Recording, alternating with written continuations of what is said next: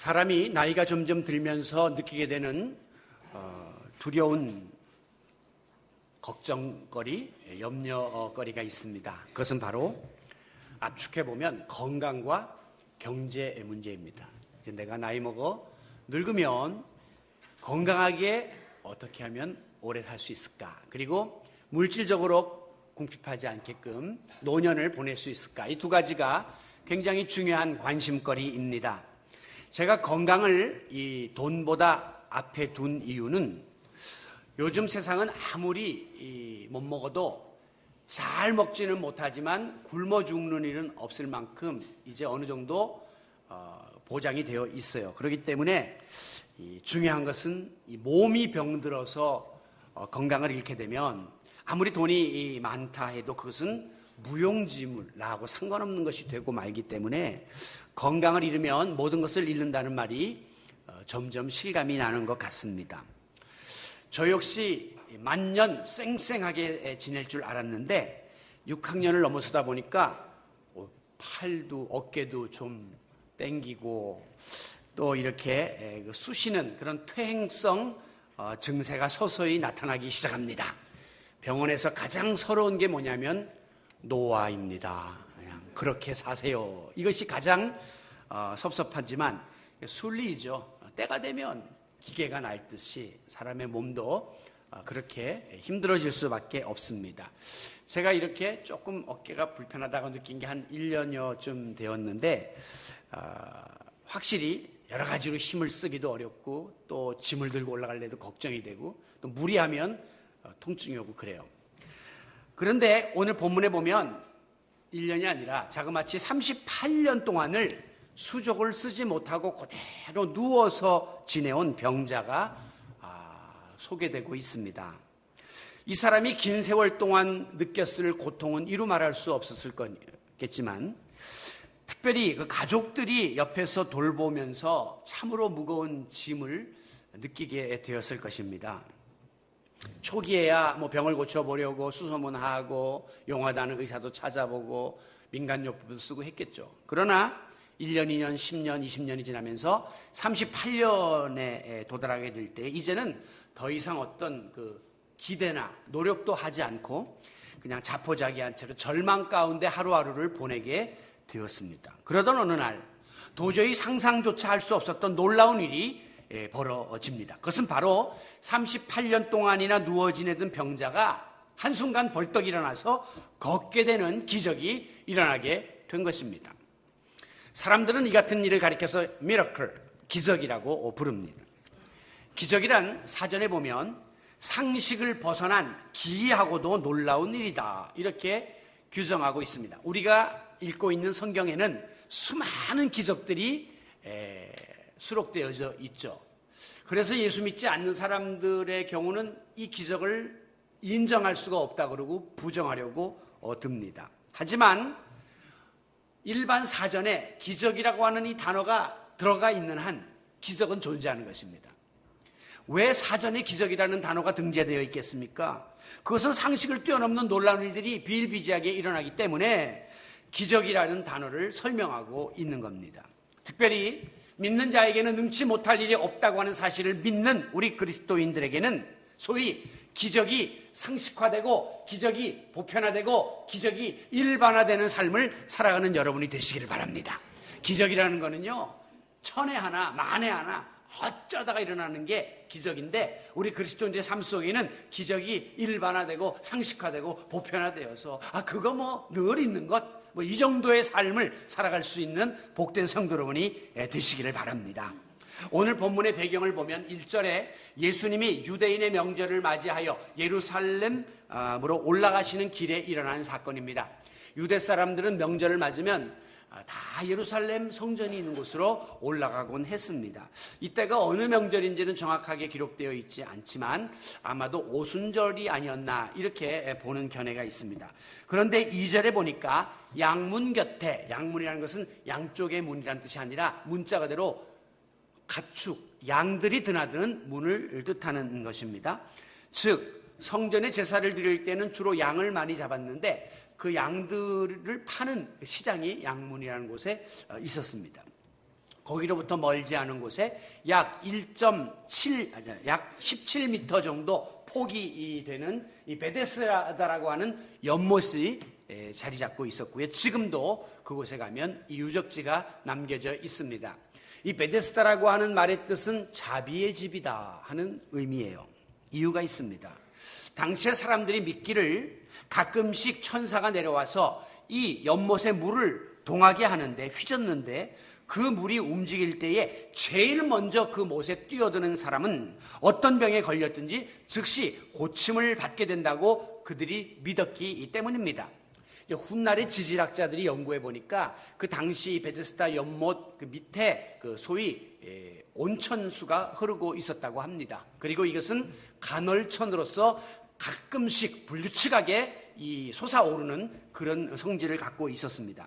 그때는 이런 연구가 없었던 시대이기 때문에 갑자기 잔잔하던 물이 콕콕콕 하면서 막 휘어죽고 움직이는 걸 볼 때마다 야, 이거는 천사가 내려와가지고 물을 휘젓는 것인데 그때 그 물에 들어가면 누구든지 다 병을 고친대 라고 하는 소위 전설 같은 이야기들이 전해 내려오고 있었던 것이죠. 여러분, 오늘 성경을 보시게 되면 3절과 4절 사이에 이렇게 괄호를 쳐놓은 것을 볼 수 있습니다. 보통 성경의 괄호는 동그란 괄호인데 여기는 이렇게 꺾어서 괄호를 쳐놓은, 제가 알기로는 유일하게 이런 장면이 여기에 기록되어져 있는데, 이 말은 뭐냐면 이것은 사실관계가 정확하게 확인되지 않은, 그 당시 사람들이 전설처럼 믿고 있던 그런 이야기다 하는 것을 거기다가 삽입시켜 놓은 것입니다. 이와 같은 소문을 들은 전국의 각색 병자들이 베데스다 못으로 몰려들기 시작했습니다. 그러므로 베데스다 못가는 늘 인산인해를 이루고 북새통을 이루게 되었습니다. 그래서 사람들이 그 연못가에다가 5개의 행각, 임시 거처, 쉼터를 마련해 놓고 환자들이 거기에 누워서 쉴 수 있도록 배려를 한 것이죠. 그래서 여기를 자비의 집이다 이렇게 이제 불렀던 것입니다. 자, 우리는 먼저 이 베데스다 못가의 모습을 통해서 오늘 우리가 살고 있는 이 시대와 사회와 인간들의 실상을 엿볼 수가 있습니다. 먼저 이 베데스다 못은 치유가 필요한 병든 자들이 모여든 곳이었습니다. 오늘 3절에 보면 그 안에 많은 병자들이 있었는데 맹인, 다리 저는 사람, 혈기 마른 사람 등등이 누워서 물의 움직임을 기다리고 있었다라고 병자들이 거기에 모여 있었음을 밝히고 있습니다. 다시 말하면 당시 베데스다 연못가에는 치유 불가능한 심각한 질병으로 고생하는 사람들이 고침받기 위하여 모여 있었던 곳입니다. 여러분, 오늘 우리가 이 세상을 살면서 우리가 살고 있는 이 사회가 점점 비정상적으로 흘러간다고 하는 사실을 느끼고 있지는 않습니까? 잘못돼도 너무 잘못되어 가는 것 같고 너무 빨리 망가지는 것 같아서 걱정되고 염려될 때가 참 많습니다. 오늘 우리 주변에 너무 병적인 사람들이 많아요. 정상이 아닌 그런 사건과 현상들도 너무 많이 일어나고 있습니다. 제가 이 말씀을 준비하면서 지난 한 주일 동안에 있었던 사건 사고들을 훑어보았습니다. 예를 들면 딸에게 애완견의 악귀가 씌었다고 이야기하면서 엄마가 그 딸을 흉기로 살해를 했습니다. 그리고 옆에 있던 오빠도 그 살해를 도왔어요. 나중에 보니까 시신의 목과 몸통이 분리되어 있었습니다. 그러니까 이 딸에게 악귀가 들어간 게 아니라 엄마가 귀신이 들려가지고 무자비하게 이 딸을 살해한 것이죠. 그런가 하면 노래방 도우미를 성폭행한 후에 대야에다 물을 떠놓고 그 여인의 머리를 거기다가 처박게 해서 익사시킨 그런 사건도 있었습니다. 그리고 나서는 그 시신을 동영상 카메라로 찍어서 SNS 채팅방에 내가 여자를 죽였다라고 글과 사진을 올린 이런 회개망측한 일도 지난주에 있었습니다. 그런가 하면 어떤 아버지가 50일 된 딸을 학대해가지고 이 아이의 이 허벅지 뼈가 완전히 부러져서 이렇게 골절되어 있는 이런 상해를 입힌 사건도 벌어졌습니다. 그런데 이게 공통점이 이 세 사람이 24살, 하나는 25살, 하나는 26살이에요. 그러니까 20대 중반 가장 꿈 많고 자기의 앞날에 대한 그 어떤 그 기대를 가지고 자기를 관리해야 될 이 나이에 완전히 자기 분노를 조절하지 못하고 이런 어마어마한 일들을 저지른 거죠. 그리고 이제 설교를 다 마무리하고 집에 가려는 순간 또 하나의 사건이 떴습니다. 그것은 14살 먹은 중학생이 아버지에게 용돈을 요구하다가 용돈을 주지 않자 거동이 불편한 아버지를 밥상 다리를 꺾어서 그걸로 폭행을 했는데 아버지가 죽었습니다. 이 아이는 그 행위를 한 다음에 뻐젓이 PC방에서 게임을 하다가 경찰에 체포됐습니다. 여러분, 이게 상식적으로 있을 수 없는 일들이 지금 우리 가정에, 우리 사회에 일어나고 있다고 하는 것입니다. 미국의 타임즈의 발행인인 도노반이라는 사람 말하기를 현대 사회는 고침과 치료를 필요로 하는 병든 사회다, 이렇게 규정했습니다. 이것을 다른 말로 말하면 현대인은 고침과 치료를 요하는 병든 인간이다, 이렇게 비유할 수도 있습니다. 지금 이 땅의 정치, 경제, 사회, 문화, 심지어 군사, 예술계에 이르기까지 전체적으로 심각한 질병에 시달리고 있습니다. 특별히 마지막 사회의 보루라고 이야기하는 종교계도 중병에 신음하고 있습니다.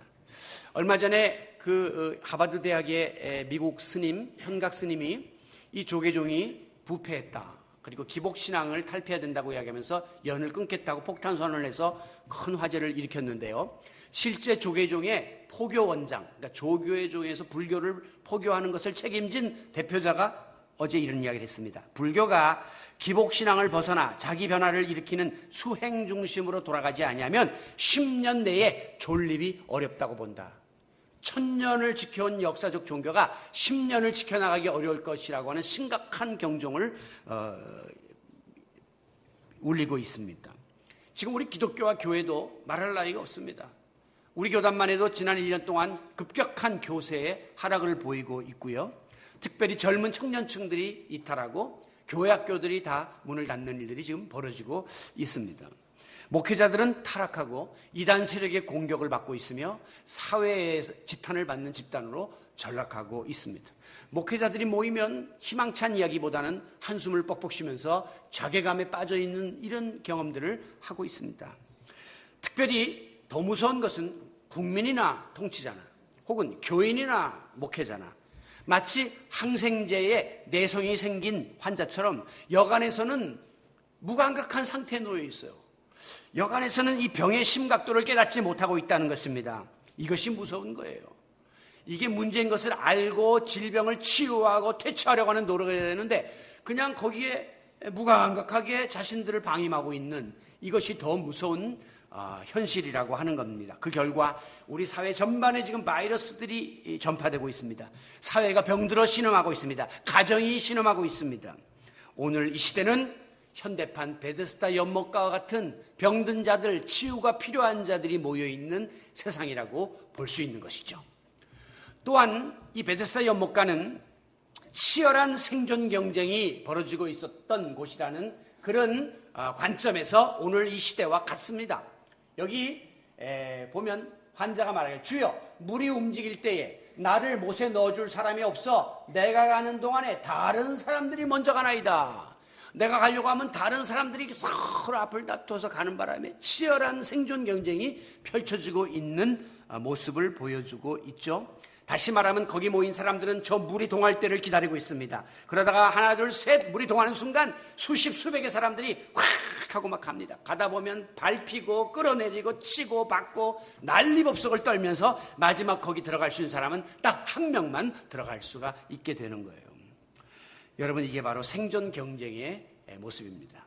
오늘날 내가 원하는 목적을 달성하기 위해서라면, 이익을 위해서라면 물불을 안 가리고 그냥 다투고 있는 오늘 이 시대의 현상을 우리가 보는 듯합니다. 나만 잘 살고 성공하면 된다 라고 하는 이기주의, 성공주의, 기회주의, 경쟁주의, 이 늪에 빠져서 오늘 현대인들은 살벌한 전쟁을 벌이고 있습니다. 그래서 우리가 지금 살아가는 모든 것을 다 전쟁이라는 이야기를 해요. 입시 전쟁, 교통 전쟁, 취업 전쟁, 전쟁을 벌이고 있다는 것이죠. 전쟁은 네가 죽어야 내가 사는 이런 절체절명의 그런 하나의 상황을 의미하는 것이죠.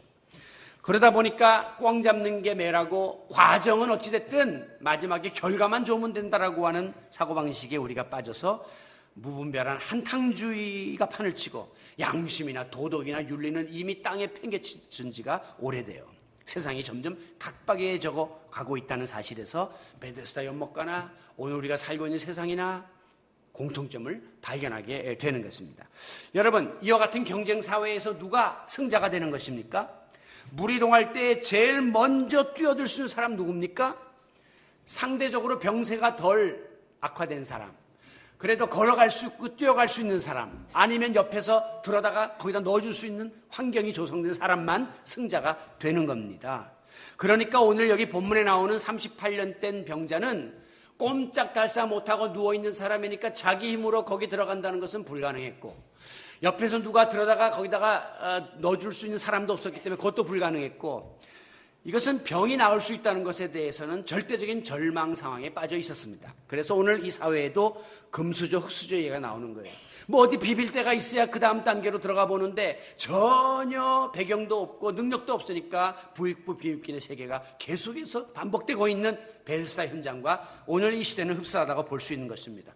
바로 이 38년 된 병자에게 있어서 베데스다 못은 더 이상 자비의 못이 아니라 이것은 절망의 못이요, 이것은 바로 그 좌절의 집이었습니다. 오늘 우리도 내 힘으로 내가 처한 여건으로 연못가에 제일 먼저 뛰어들어야 되고 하는데 그럴 방법이 없어서 모든 걸 포기한 채 절망 가운데 빠져서 이 병자처럼 자기 한탄을 하고 또 신세 타령을 하면서 무기력한 모습으로 살아갈 때가 얼마나 많은지 모릅니다. 그러면서도 한편으로는 그래도 누군가 나를 저 못에다 넣어주겠지라고 하는 막연한 한 가닥의 희망을 갖고 살죠. 그러나 결론은 역시나 냉혹한 현실에 부딪히면서 또 절망하고, 그러다가 마지막에는 단념하고 포기하고 희망과 기대를 저버리는 그런 베데스다 연못가에 누워있는 그런 처절한 삶을 우리가 살아가고 있습니다. 그런데 놀라운 것은 바로 이와 같은 절망적인 삶의 현장 속에 불평등과 절망의 자리에 예수 그리스도가 찾아오셨다고 하는 사실입니다. 우리 주님이 지나가는 길에 우연히 여기를 들렸을까요? 아니죠. 누가 도와달라고 요청을 해서 여기 들르셨을까요? 아닙니다.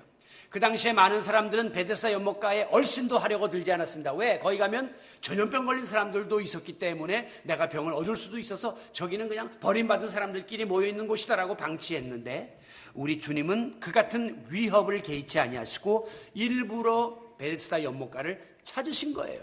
거기 그런 분들이 있다는 걸 알면서도 예수님이 거기를 가신 것입니다. 결과적으로 보면 예수님은 거기에 있는 이 38년 된 병자를 일으키시기로 작정하고 의도적으로 베데스다 연못가에 가셨습니다. 그렇습니다. 범죄한 이후에 어찌할 바를 알지 못하고 안절부절하던 그 아담과 하와에게도 하나님께서는 내가 어디 있느냐라면서 먼저 찾아오셨습니다. 아담과 하와가 하나님 어디 계세요? 제가 죄를 졌네요 라고 먼저 찾아가지 않았고 하나님께서 범죄한 인간들에게 먼저 찾아오셨습니다.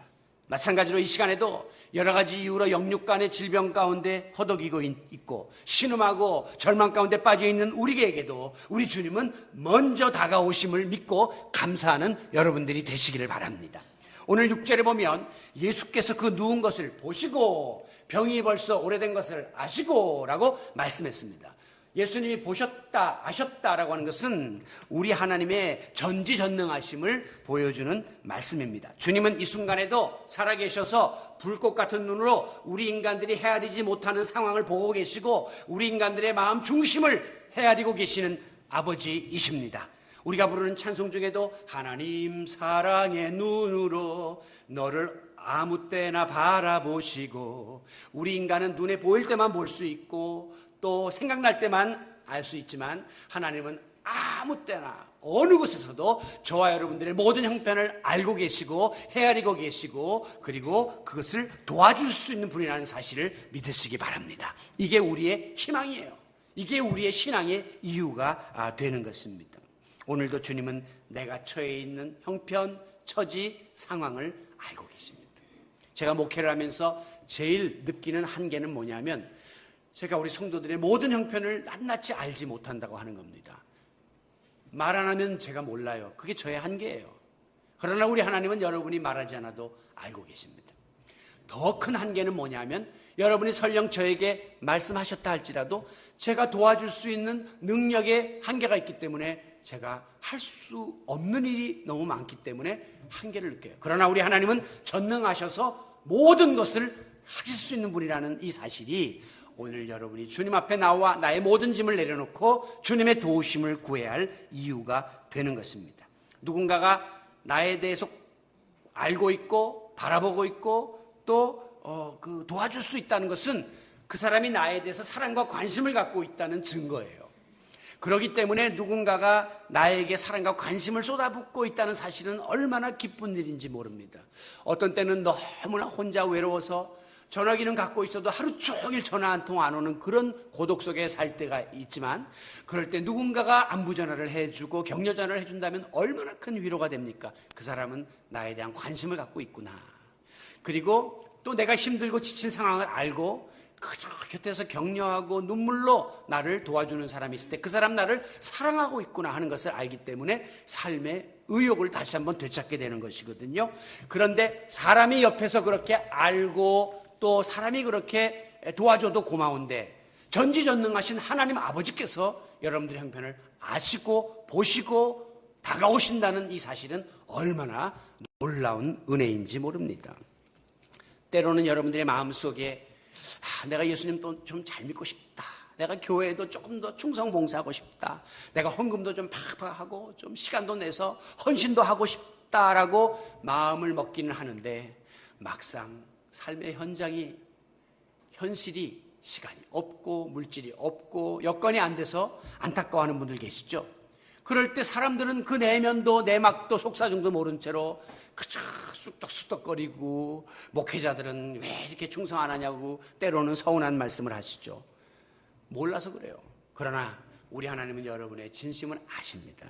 여러분이 아쉬워하는 그 중심도 아십니다. 그렇기 때문에 하나님께로부터 작은 위안을 받아서 여러분이 원하는 것을 하지 못하는 그 부분에 대해서라도 하나님은 아시고 또 여러분들을 위로해 주신다는 사실로 인하여 또한 감사하시기를 바랍니다. 이와 같이 38년 된 병자가 처해 있었던 이 형편을 보시고 아셨던 예수님께서는 6절 후반절에 말씀하시기를 내가 낫고자 하느냐라고 묻습니다. 이 질문은 굉장히 우문이에요. 우문, 어리석은 질문이에요. 다시 말하면 병자가 낫고 싶은 것은 당연한 일이죠. 저거는 무르나 마나 아니겠습니까? 환자가 병원에 와서 진찰을 받고 중요한 질병의 진단을 받았는데 의사가 묻기를 선생님 낫고 싶습니까? 그거는 물어보나 마나고 약 올리는 이야기처럼 들릴 뿐이죠. 당연히 무슨 찌푸라기라도 잡고 싶은 것은 당연한 거예요. 그런데 왜 예수님이 이 사람에게 내가 낫기를 원하느냐라고 물었을까요? 그것은 지금 그 병자는 자기가 나을 수 있는 유일한 방법은 저 연못에 들어가는 길밖에 없다라고 확신하고 있었던 사람입니다. 다시 말하면 지금까지 초기에는 약도 써봤고 또 초기에는 의사들도 만나봤지만 38년을 내가 지금 여기까지 왔는데 이제는 방법이 세상적으로는 없다. 그런데 유일한 방법은 저기 들어가는 거다. 그렇게 찰떡같이 믿고 있었단 말이에요. 그래서 이제 베데스다 목가에 와서 이제나 저제나 기다리고 있는데 자기는 꼼짝달싹 움직이지 못하는 처지고 그럼 누가 와서 좀 빨리 들어다가 저기다 넣어주면 좋겠는데 아무도 그런 사람은 없는 그 상황 속에서 이 사람의 마음속에는 이미 내가 병 낫기는 글렀다. 나는 이제 틀렸어. 그냥 이렇게 살다가 이렇게 가는 거야 라고 단념하는 마음이 가득 차 있었음을 예수님은 보신 거예요. 그렇기 때문에 이 환자, 이 병자의 비관적인 마음을 간파하신 예수님은 아니야. 내 마음속에 병이 고쳐질 수 있다고 하는 기대를 가져야 해. 그리고 소원을 다시 한번 불러일으키기 위해서 그의 마음을 떠보고 있는 것입니다. 그렇기 때문에 당연한 질문 같지만 병 낫기를 포기하지 말고 병 낫고자 하는 기대와 소망을 가지고 그리고 다시 한번 도전하라 하는 의미로 내가 낫기를 원하느냐라고 예수님이 당연한 질문을 하신 거예요. 오늘 우리의 삶에 이 말씀을 적용해 보면 우리가 매번 교회에 와서 기도하고 세상에 나가서 또 죄 짓고 삽니다. 또 우리가 나름대로 믿음 생활 잘하려고 하지만 어떤 때 보면 한계를 느낍니다. 그러다 보니까 범죄와 무능과 그리고 실패로 인해서 간혹 우리는 나는 여기까지인가 봐. 나는 이 정도밖에 안 되는가 봐. 나는 이제 이렇게 살다가 가야지. 그리고 단념하고 포기하고 주저앉으려고 하는 마음이 들 때가 있다는 것입니다. 그럴 때마다 예수님께서는 좌절감과 패배의식에 젖어 있는 우리를 향해서 승리할 수 있어! 라고 하는 소망을 주시고 다시 한번 일어설 수 있어! 라고 하는 신앙적인 열정을 불러일으키기 위해서 오늘도 내가 낫고자 하느냐라고 물으시면서 우리가 단념하고 있는 그 부분을 불러일으키려고 도전하고 계시다는 사실을 믿으시기 바랍니다. 그렇기 때문에 누구도 나는 이제 끝이야, 나는 이 정도에서 끝이야, 우리 교회는 여기서 끝이야, 내 목회는 여기서 끝이야가 아니라 너 여기서 끝나기 원하느냐? 아니요. 하나님이 함께 하시면 그 다음 단계로 도전할 수 있고 그 다음 세계를 향하여 일어날 수 있습니다라고 하는 그런 고백을 우리 하나님은 우리에게 원하고 계시는 것입니다. 우리 모두 부정적인 마음, 절망적인 생각들을 다 떨쳐버리고 아멘, 내게 능력 주신 자 안에서 내가 능치 못할 일이 없는 줄로 믿습니다. 나는 부족하고 연약하지만 주님께서 힘주시면 새롭게 회복될 줄로 믿습니다. 나는 지금 주저앉아 있는 절망적인 상황이지만 주님이 함께 하시면 일어날 수 있는 줄로 믿습니다 라고 긍정적이고 적극적인 소망찬 신앙 고백을 믿음으로 아버지께 드리는 귀한 성도 여러분이 되시기를 바랍니다. 마침내 8절에 보니까 예수님께서 이르시되 일어나 내 자리를 들고 걸어가라 라고 말씀하시니 9절 그 사람이 곧 일어났죠. 자, 그 다음에 일어나서 들고 자리를 들었죠. 걸어가라 했더니 걸어갔어요. 그대로 주님의 명령이 그에게 임하게 되었습니다. 이 말씀에서도 우리가 특이한 점을 하나 발견하게 되는데 그냥 일어나 걸어가라 그러면 될 텐데 뭐 또 자리는 왜 또 정리해요? 자리를 들고 걸어가라 그렇게 말씀했어요. 그랬더니 이 사람이 또 자리를 또 들고 또 걸어갔어요. 자리라는 것은 그 사람이 누워있던 그 침상을 뜻하는 것이죠. 여러분, 자리를 들고 걸어라는 말씀은 무슨 뜻이냐면 이제 너 그 자리에 다시 누울 일 없다는 거예요. 그 자리는 이제 필요 없으니까 네가 다시 돌아와서는 안 된다는 거예요. 이제 너는 걸어서 나가야지 다시 주저앉아서는 안 된다는 것을 의미하고 있습니다.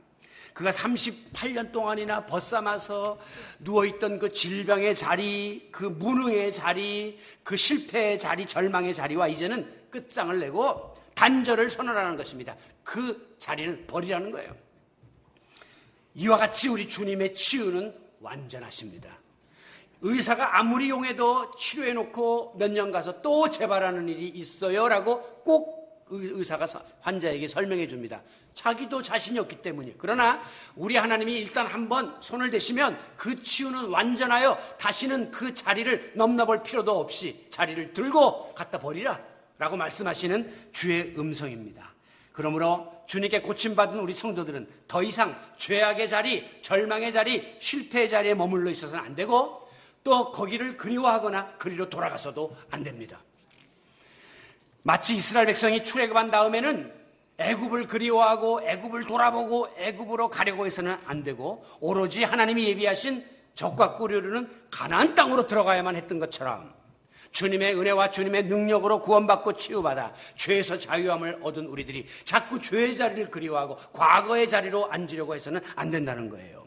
더 이상 세상에 대해서 미련을 두고 애착을 두어서도 안 된다는 거예요. 하나님이 우리에게 구원받은 백성들에게 보라 새로운 피조물이 됐다고 말씀하시면서 새하늘과 새 땅을 약속해 주었으니 이제 우리는 그 앞을 향해서 과거를 뒤로 한 채 달려나가는 믿음의 용사들이 되시기를 바랍니다.